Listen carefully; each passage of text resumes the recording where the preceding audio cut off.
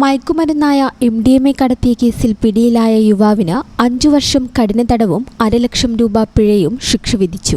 പാലക്കാട് പട്ടാമ്പി തിരുവേഗപ്പുറ സ്വദേശി മുഹമ്മദ് ഷാഹിദിനെയാണ് മഞ്ചേരി NDPS കോടതി ശിക്ഷിച്ചത്. ജഡ്ജി TG വർമീസിന്റേതാണ് വിധി. 2023 മെയ് 4-നാണ് കേസിനാസ്പദമായ സംഭവം നടക്കുന്നത്. രഹസ്യവിവരത്തെ തുടർന്ന് Valanchery police sub inspector Abdul ജലീലിന്റെ നേതൃത്വത്തിൽ നടത്തിയ പരിശോധനയിലാണ് പ്രതി പിടിയിലായത്. വളാഞ്ചേരി ഓണിയം പാലത്ത് നിർത്തിയിട്ടിരുന്ന മാരുതി സ്വിഫ്റ്റ് കാറിൽ നിന്നും 4.05 ഗ്രാം MDMA പോലീസ് കണ്ടെടുക്കുകയായിരുന്നു. തിരൂർ മുൻ DYSP KM ബിജുവാണ് കേസ് അന്വേഷണം പൂർത്തിയാക്കി കോടതിയിൽ കുറ്റപത്രം സമർപ്പിച്ചത്. പ്രോസിക്യൂഷന് വേണ്ടി special public prosecutor advocate P Suresh ഹാജരായി. വിചാരണവേളയിൽ 20 സാക്ഷികളെ വിസ്തരിക്കുകയും 54 രേഖകളും 20 തൊണ്ടിമുതലുകളും കോടതി മുമ്പാകെ ഹാജരാക്കുകയും ചെയ്തു. 5 വർഷത്തെ കഠിന തടവിനൊപ്പം പിഴത്തുകയായ 50,000 രൂപ അടച്ചില്ലെങ്കിൽ പ്രതി 6 മാസത്തെ അധിക തടവ് കൂടി അനുഭവിക്കണമെന്നും കോടതി ഉത്തരവിൽ വ്യക്തമാക്കുന്നു. മയക്കുമരുന്ന് മാഫിയകൾക്കെതിരെ ശക്തമായ നടപടികളുമായി മുന്നോട്ടു പോകാനാണ്